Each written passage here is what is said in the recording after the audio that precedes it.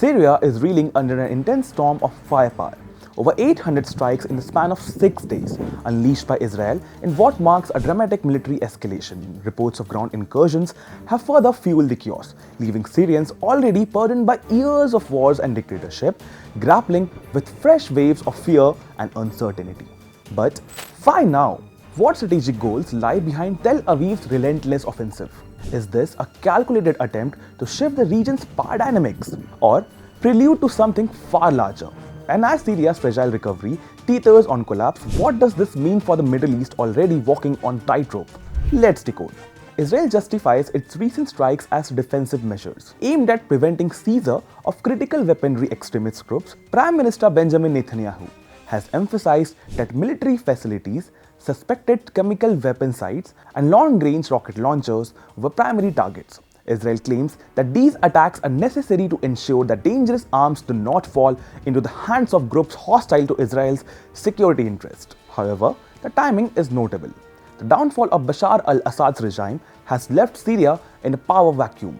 To understand Israel's action, we must look at the long-standing history of conflicts between the two nations, particularly the contested Golan Heights. The Golan Heights, a strategic plateau separating Syria and Israel, has been a flashpoint since 1967 Six-Day War, when Israel seized two-thirds of the territory. The remaining area was designated a demilitarized buffer zone in 1974 under a UN-brokered ceasefire agreement.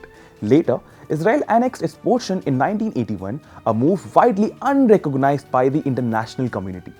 For Israel, the Golan Heights is of immense strategic importance.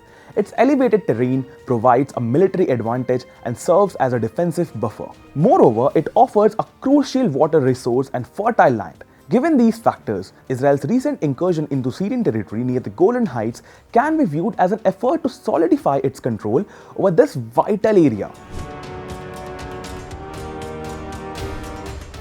For decades, Syria endured one of the most repressive dictatorships in the modern history.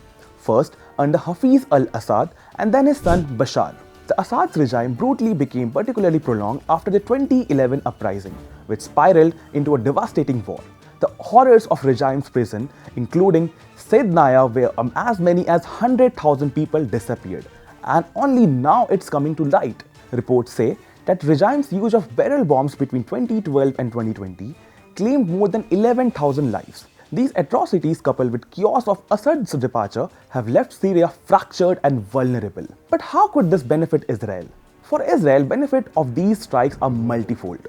Number one is neutralizing threats. By targeting weapon stockpiles, chemical weapon facilities, and rocket launchers, Israel aims to prevent assets from falling into the hands of hostile groups including Hezbollah and Iranian proxies operating in Syria. Regional dominance is another important factor that could benefit Israel. With Syria in turmoil, Israel's show of military strength is a clear message to its regional adversaries, particularly Iran and its allies. It also bolsters Israel's position as a dominant military power in the Middle East. While Israel claims to be acting in self-defense, its actions have drawn sharp criticism from the Arab world and raised concerns about the regional stability. Saudi Arabia, Iraq, and Qatar have criticized the strikes, with Qatar describing the deployment of soldiers into Syrian territory as a blatant attack on Syria's sovereignty and a violation of international law. As Syria's attempt to rebuild their country after decades of brutal dictatorship, Israel's aggressive moves risk prolonged cycle of the violence. The coming months will be crucial in determining whether this latest escalation will lead to regional conflict or recalibration of power dynamics in the Middle East. For more such videos, watch Jagran English.